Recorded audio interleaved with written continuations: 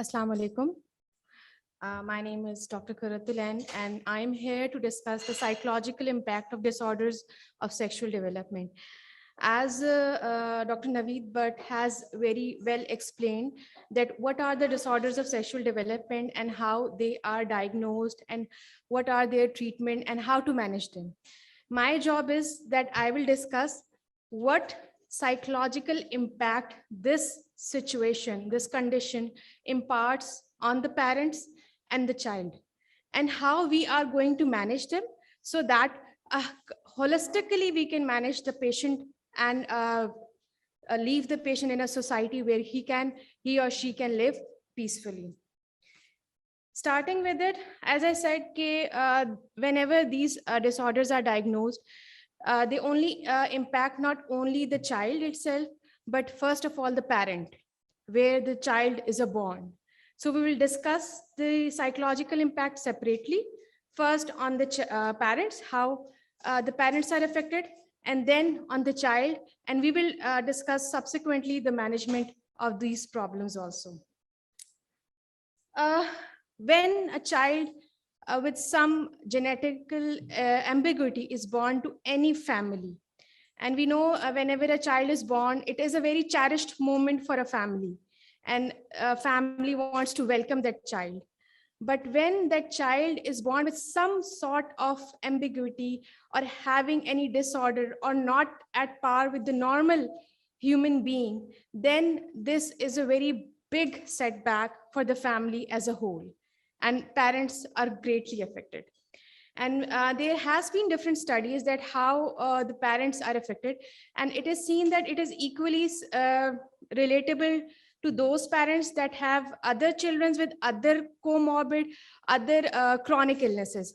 For example, the parents of having diabetes, in children जिनमें diabetes है उनमें भी यही सारे साइकोलॉजिकल इम्पैक्ट्स होते हैं, और बाकी और डिजीजेस भी या कोई फिजिकल एबनॉर्मेलिटी के साथ चाइल्ड पैदा हुआ है उसमें भी यही सारे साइकोलॉजिकल रिएक्शंस होते हैं. दे आर नॉट न्यू और स्पेसिफिक टू दीज. ठीक है. जो इसमें स्टडीज हुई हैं उसमें जो मेन चीज देखी गई उसमें ये था कि there was a reduced quality of life. Around a quarter of the parents reported that their life quality has been reduced because of these child in their family, and some 24% reported anxiety. Depression was seen in 18%, and post-stress reaction. After the breaking of that news, some parents reported that they were having that stress reaction, and that could be a combination of depression and anxiety.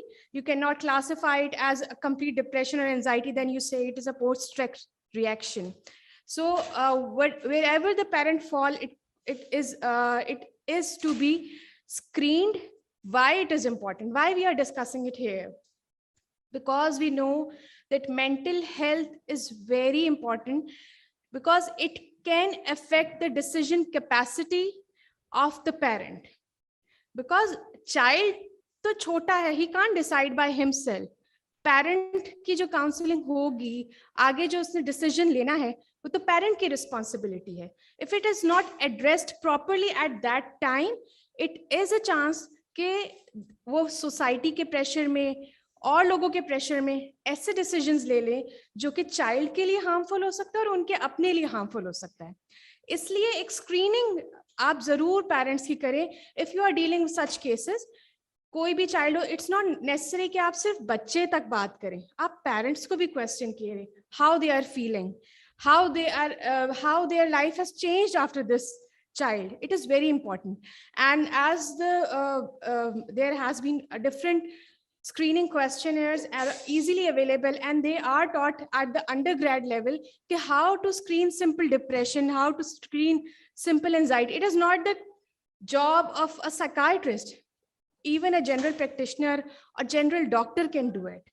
If there is any problem detected at that level, it is your job to refer that parent to the appropriate help so that he is well enough to decide better for his future and his child. ठीक है. अब जब यहाँ ये बात हो रही है तो थोड़ा सा डिस्कशन कर लेते हैं कि डिप्रेशन की स्क्रीनिंग के लिए हम जो क्वेश्चंस यूज करते हैं, बिकॉज सारे डॉक्टर्स यहाँ मौजूद हैं, तो कौन कौन से स्क्रीनिंग क्वेश्चंस होते हैं? It is very easy. 3 screening questions होते हैं, मूड, इंटरेस्ट और एनर्जी। लास्ट 15 डेज में आपका मिजाज कैसा रह रहा है? जिन कामों में, जिन चीज़ों में आप पहले दिलचस्पी लेते थे, क्या वो दिलचस्पी उसी तरह से बरकरार है? अपनी फैमिली में टाइम गुजारना, अपनी रिक्रिएशनल एक्टिविटीज़ में करना, वो इंटरेस्ट आपका बरकरार है? और आपका एनर्जी लेवल कैसा है? हर वक्त पुरमुर्दगी, बीमार रहना, ये तो नहीं रहता। ये क्राइटेरिया होता है डिप्रेशन का।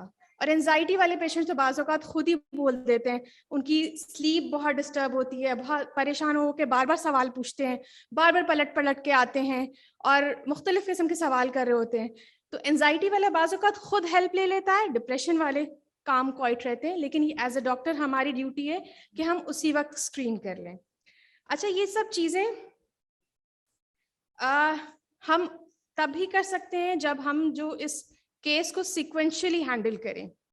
जब डायग्नोसिस हो गया या जब at the time of birth बच्चे का पता चल गया देयर इज एन एम्बिग्विटी, और एक series of test doctor Naveed ने बताए कि सीरीज ऑफ टेस्ट होते हैं, उसके बाद you determine where the patient lies and what is the future medical perspective कि उसको किस तरह से मैनेज करना है।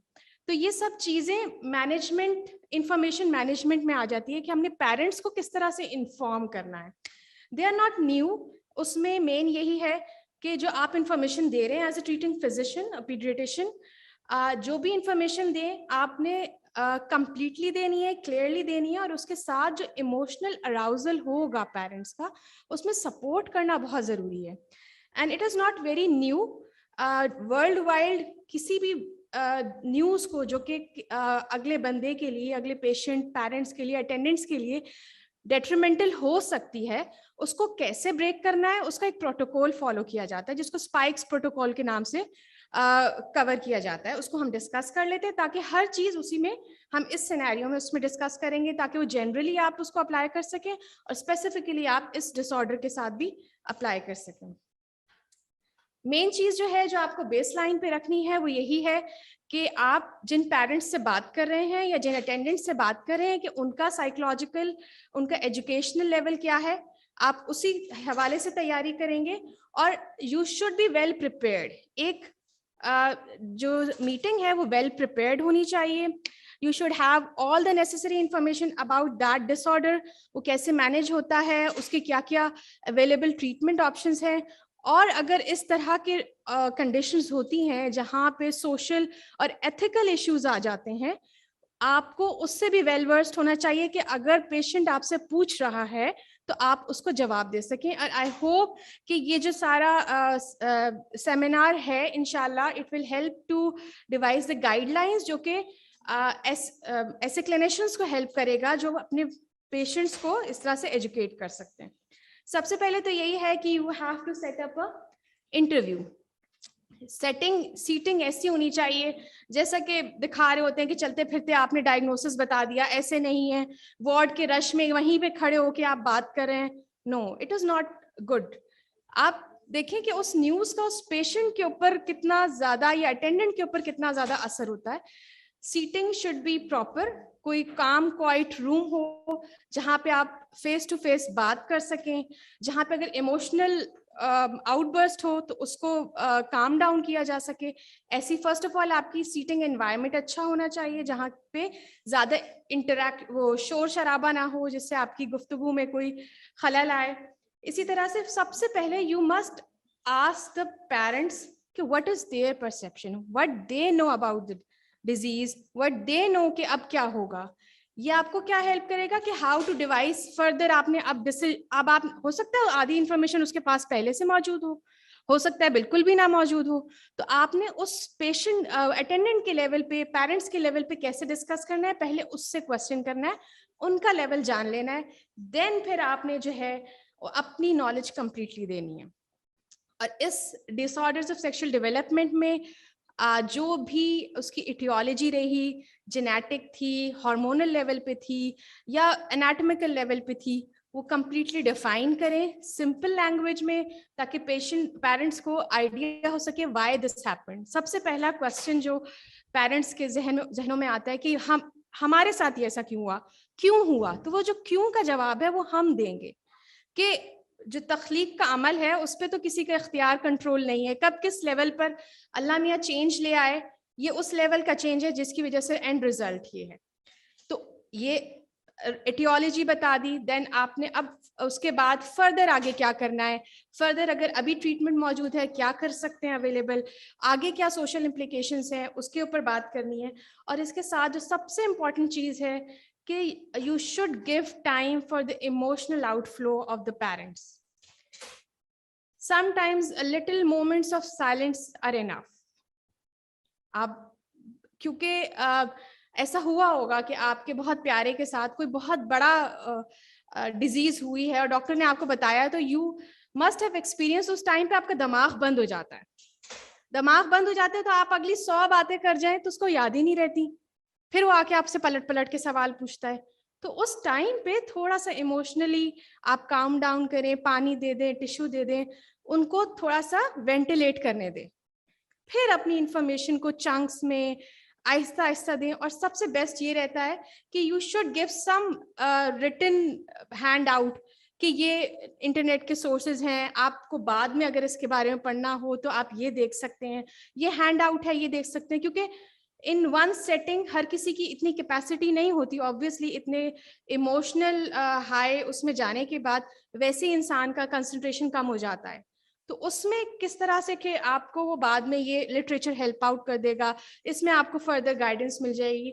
और मेरी रिकमेंडेशन यही होगी कि इसके बाद हम एक कंप्लीट एक रिकमेंडेशंस बनाएं, ताकि अगर इस तरह के पेरेंट्स आते हैं तो हम उनको एक रिटन ब्रोशर दे दें कि इसमें सारे आपकी जवाबों के जवाबात हैं, आप इसको पढ़ के और कर सकते हैं। फिर फर्दर आपने सवाल, बजाय इसके कि वो ऐरे गैरी जगहों पे जाए, गलत इंफॉर्मेशन ले और गलत डिसीजन ले, ये हमारी ड्यूटी आती है कि हम कंप्लीटली इन्फॉर्म करें, ताकि जो उनका डिसीजन है उसकी जिम्मेदारी भी हमारे ऊपर आती है। अगर हमने उस फर्स्ट लेवल को सही से एड्रेस नहीं किया तो पेरेंट्स जो गलत फैसला लेंगे तो नाउजुबिल्लाह वो हमारे ऊपर भी उसका वबाल आएगा, क्योंकि हमने उसको सही से एड्रेस नहीं किया। तो ये बहुत बड़ी जिम्मेदारी एज अ फिजिशियन हमारे ऊपर आ जाती है। सिर्फ इसी डिसऑर्डर में नहीं, हर डिसऑर्डर में अगर हमने कंप्लीटली नहीं बताया और उसकी वजह से पेरेंट्स ने या पेशेंट ने गलत डिसीजन लिया, तो वो हमारे ऊपर उसका वो क्वेश्चन होगा। देन ये बहुत सेंसिटिव मामला है जिसमें सारी बात डिस्कस हुई है कि एक तो हो गई कि आपने पेरेंट्स को इन्फॉर्मेशन शेयर कर दी, then how the parents are to share the information in wider social environment. इसके ऊपर जो कंसेंसस है उसमें यही है कि जो सोसाइटी में राइट चीज है आप उसके बारे में इन्फॉर्म कर दें, क्योंकि डिफरेंट DSD जो डिफरेंट है उनका डिफरेंट इम्प्लीकेशंस है। कुछ लोग, कुछ ऐसी कंडीशंस हैं कि जिसको अगर डिस्गाइज में रखा जाए then they can go with it. कुछ में ये है कि सर्जिकल वो इम्प्रूव वो करना, करेक्शन करना लाजमी हो जाता है, क्योंकि वो पेशेंट की हेल्थ के लिए इश्यूज हो सकते हैं। तो ये सब चीजें एक कलेक्टिव डिसीजन होगा डॉक्टर का, पेशेंट का, और जो अवेलेबल सोशल जो नॉर्म्स चल रहे हैं और आज के जो डिस्कशन से हम सारी बातें निकालेंगे, उसके बाद जो भी होगा वो हम फिर फैसला पेशेंट के ऊपर छोड़ देंगे, अटेंडेंट के ऊपर छोड़ देंगे कि वो उन्होंने कैसे करना है। हम अच्छी बुरी हर चीज बता देंगे उनको, ठीक है। Then it is very important कि हम इस चीज को भी डिस्कस करें कि बच्चों पे इसका क्या इम्पैक्ट होता है। बच्चों पे जो इम्पैक्ट होता है, बच्चे from the child when they are born, उनकी जो कॉग्निटिव एबिलिटीज हैं दे कीप इवॉल्विंग। तो जो उनके रिएक्शंस हैं या रिस्पॉन्सेज हैं, they are not always the same. And it is said that till the age of 3, the patient or the child does not have any sense or any perception of having two different genders. Till the age of 3, उनको boys, female, boy, male, girl, female का idea नहीं होता. After 3, they get to know कि this ये boy है, ये girl है. तो उसके साथ साथ आपको अपनी इंफॉर्मेशन को बच्चे के साथ उसी तरीके से शेयर करना है। जो सबसे इम्पॉर्टेंट चीज है जिसको हम शायद रिगार्ड नहीं करते, वो ये है कि जब इस तरह के चिल्ड्रन होते हैं, बच्चे होते हैं, तो आपको उनकी डायग्नोसिस के लिए, इन्वेस्टिगेशंस के लिए you have to do the repeated genetic examination. और हम समझें कि बच्चा तो 2 साल का है, 3 साल का है, इसको क्या पता, और हम बाज़ औक़ात ऐसी वायलेशंस कर जाते हैं जिसकी वजह से स्टडीज़ ने बताया है कि ऐसे बच्चों में दे आर ट्रॉमेटाइज्ड, उनकी because of this they reported that they had a reduced quality of life और दे वर डिससेटिस्फाइड विद देयर लाइफ, अगर इसको इस स्टेज पर सही से मैनेज नहीं किया गया। और उसमें क्या है कि बाज़ औक़ात वो जो ट्रॉमेटिक सीन्स हैं कि दे वर एग्जामिन्ड और दे वर सो मैनी पीपल सिटिंग और वॉचिंग देम, तो ये सब चीज़ों के लिए एक ट्रॉमेटिक एक्सपीरियंस के तौर पर वो लोग उसको याद करते हैं और PTSD भी हो सकता है बच्चों को। तो how what are the recommendations कि जेनेटल एग्जामिनेशन की क्या होनी चाहिए? वो वैसे भी as a Muslim doctor you should know कि आपने सतर की हिफाजत कैसे करनी है, आपने उसका बच्चे को प्रिपेयर कैसे करना है, वो तो हमें हर पेशेंट में रखना है। लेकिन जब इस तरह के पेशेंट्स हों तो उनकी रिकमेंडेशंस ये हैं कि आप पहले से पेरेंट्स को और चाइल्ड को बता दें कि प्लान में ये है कि this much examination would be covered, और पेरेंट्स को कहें कि वो अपने बच्चों को पहले से बता दें कि ये एग्जामिनेशन होगा, बजाय इसके कि एट दैट फाइन मोमेंट जो है या 11th आवर बच्चे को पता चल रहा है और ही सरप्राइज। तो बच्चे के भी अपने इमोशंस होते हैं, उनका ख्याल रखना हमारा काम है। ट्रीटिंग फिजिशियन का काम है कि वो बार बार इस बात की रीअश्योरेंस कराता रहे कि हमारा ये ज़रूरी काम है, इसलिए कर रहे हैं ताकि हम डायग्नोसिस पे पहुंचे, ताकि बेटर ट्रीटमेंट हो सके। तसल्ली देते रहना, आपके पेरेंट्स यहाँ मौजूद हैं, आप किसको चाहते हैं कि वो यहाँ रहे, कौन चाहते हैं जो यहाँ ना रहे, तो ये सब चीज़ें बार बार रीअश्योरेंस होती रहेंगी तो वो उस नेगेटिव इम्पैक्ट को जो बच्चे के ऊपर हो सकता है उसको थोड़ा बहुत कम कर सकता है। देन ये भी हो सकता है कि आप उस बच्चे को भी कुछ पावर दें कि अपने एग्जामिनेशन के लिए, जैसे हम फीमेल्स का कर रहे होते हैं तो आप पहले से कहते हैं कि अनकवर कर लें, जिस एरिया को एग्जामिनेशन का मकसद है उसको अनकवर करें, बाकी को प्रॉपरली आप कवर कर लें। आप उसको टाइम देते हैं, फिर जब वो कहता है फिर you enter the examination room. आप बच्चे को भी इसी तरह से ऑटोनॉमी दें कि अपना खुद अनकवर करे, कितना कवर करने की जरूरत है, कितना अनकवर करने की जरूरत है, उसकी ऑटोनॉमी होगी, ही फील कॉन्फिडेंट, बजाय इसके कि आई एम एट लॉस के मेरी तो कोई चलती नहीं है, मेरे साथ जो मर्जी जो हो सकता है। ऐसा नहीं है, बच्चे को ऑटोनॉमी दें, वो कितना अपने आप को अलाउ कर रहा है। और सबसे लास्ट जो सबसे अहम चीज़ है कि लिमिट रखें फिजिशियंस का जो कि वहाँ रूम में मौजूद हैं। You know it is very sensitive matter. आपके लिए शायद एक हो कि हाँ भाई एक नई कंडीशन आई है, सबको पता चलना चाहिए, होता है टीचिंग फैकल्टीज या टीचिंग हॉस्पिटल्स में होता है, लेकिन उस बच्चे के ऊपर क्या साइकोलॉजिकल इम्पैक्ट होगा इसको कंसिडर करना भी हमारी जिम्मेदारी है। जितना मिनिमम आप स्टाफ रख सकते हैं उतना रखें ताकि बच्चे पे ज्यादा उसका इफेक्ट ना हो। देन वही इंफॉर्मेशन फॉर द चिल्ड्रन क्या है, तो उस पर बात हो चुकी है कि with each development stage it keeps on changing, और बच्चे की जो कॉग्निटिव लेवल है उससे आप डिसाइड करते रहें उसको कितना बताना है। लेकिन इट इज नेसेसरी कि as he reaches the adulthood he must know कि क्या है उसके साथ कंडीशन, आगे उसको कैसे चलना है।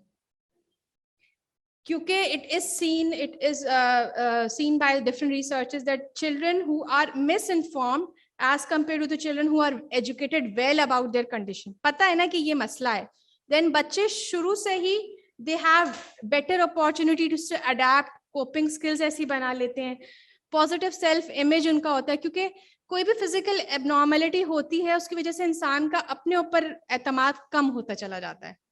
तो जब ये हो कि आपने पहले ही बता दिया कि ये सब चीज़ें जो है जेनेटिकली हैं, इट्स नॉट योर फॉल्ट, और इसको ठीक कितना किया जा सकता कितना नहीं किया जा सकता, then you can help the child कि वो अपना एक पॉजिटिव सेल्फ इमेज लेके सोसाइटी में जाए। एक नेगेटिव सेल्फ इमेज या वीक सेल्फ इमेज वाला बच्चा जो है वो अपनी कैपेबिलिटीज को उस तरह से शो ऑफ नहीं कर सकता जैसा कि दूसरे बच्चे कर सकते हैं। तो the children who are well educated और in a timely manner they have a positive self image, और आगे एडल्ट लाइफ में वो अपने रोल्स को कैसे परफॉर्म कर सकते हैं वो उसको बेटर सीख सकते हैं, बजाय इसके कि आखिर वक्त में वो फिर एक कंफ्यूजन्स का शिकार हों और एक इमोशनल सेटबैक हो, तो उससे ज़्यादा प्रॉब्लम्स होंगी। एंड यही है कि हॉलिस्टिकली मैनेज होना चाहिए, जिसमें set of team of doctors हो। देन इसमें मेन चीज़ जो है वो एथिकल एडवाइस और स्पेशलिस्ट इन्वेस्टिगेशंस बहुत ज़रूरी हैं, कि जिसमें हम बच्चों को भी जो इससे अफेक्टेड हैं, और उन पेरेंट्स को भी कंप्लीटली इन्फॉर्म करें। ये एक बंदे की जॉब नहीं है, as a society, as a doctor और एज अ एथिकल प्रीचर हमारी भी जिम्मेदारी है कि हम हर चीज उसको कंप्लीटली मैनेजमेंट प्लान बताएं। देन एंड पे जो सबसे अहम चीज जो डिस्कस करना चाहेंगे वो ये है कि as a society how can we address it. कोई भी सिर्फ डीएसडीज का मामला नहीं है, किसी भी फिजिकल एबनॉर्मेलिटी के साथ अगर कोई बच्चा पैदा होता है, कोई सीपी चाइल्ड है, कोई एब्स पैलेसी हो चुकी है, कोई भी किसी भी किस्म की फिजिकल डिसेबिलिटी अगर है, तो ये हम हैं जो स्टिग्मा क्रिएट करते हैं बच्चों के लिए एज अ सोसाइटी। मैं हूँ, मैं फुप्पो हूँ, मैं खाला हूँ, मैं चच्ची हूँ, मैं मेरे कितने रिलेशनशिप्स हैं उस बच्चे के साथ, मैं स्टिग्मा उसके लिए सोसाइटी में क्रिएट करती हूँ। तो मेरा काम है कि मैं उस बच्चे को, उस फैमिली को ऐसा ट्रीट ना करूं कि उसको स्टिग्मेटाइज कर ले, क्योंकि हमारा यकीन है, हमारा ईमान है कि अल्लाह ने इंसान को पैदा किया है, इसमें तो हमारा कहीं भी इख्तियार नहीं है। बजाय इसके कि हम, जैसा कि लोग कहते हैं कि भाई खुदा ना खास्ता किसी के गुनाहों की सजा है, या खुदा ना खास्ता ये इस वजह से हुआ कि ऐसा ऐसा किया या वैसा वैसा किया, इस चीज़ का ख्याल नहीं रखा प्रेगनेंसी में, जैसा कि हमारी सोसाइटी में सब चीज़ें राइज हैं। तो ये सब चीज़ें हमें एज ए सोसाइटी इसको डिस्करेज करनी चाहिए। अल्लाह ने इंसान को बेहतरीन तख्लीक पे पैदा किया है, उसमें हमारा कहीं रोल नहीं है। हाँ, अगर अल्लाह ने किसी के लिए कोई चीज़ मुंतखब की है, ये उसके लिए बेहतर होगी। और इंसान की पैदाइश का मकसद जो है, जो सबसे बड़ा है, वो क्या है? इबादत का है। तो इबादत तो इसमें भी हो सकती है, और इबादत सिर्फ नमाज, रोजा, हज, ज़कात तो नहीं है। जैसा कि हुकूक के ऊपर बात की गई थी, ग्रेटर सोशल बेनिफिट के ऊपर बात की गई थी, इबादत तो ये भी है। क्या वो बच्चे या वो जो ऐसे बच्चे जो कि इनफर्टाइल हैं आगे, या वो आगे फैमिली नहीं रख सकते, क्या वो दूसरे इबादत के काम नहीं कर सकते? ये तो हमारा काम है कि हम उनको ये नॉलेज दें कि ये सब कुछ भी हो सकता है। और हम साइकोलॉजिस्ट या साइकाइट्रिस्ट इस चीज को हम इस तरह से जबान देते हैं कि positive appraisal of a problem, there is a problem. हर वक्त प्रॉब्लम को लेके आप रोते रहे, हाय मेरा ये, तो फिर तो आप आगे नहीं बढ़ सकते ना। You should, if you have the ability और द रिसोर्सेज कि आप उस प्रॉब्लम को हटा सकते हैं तो हटाएं, आपको करना चाहिए।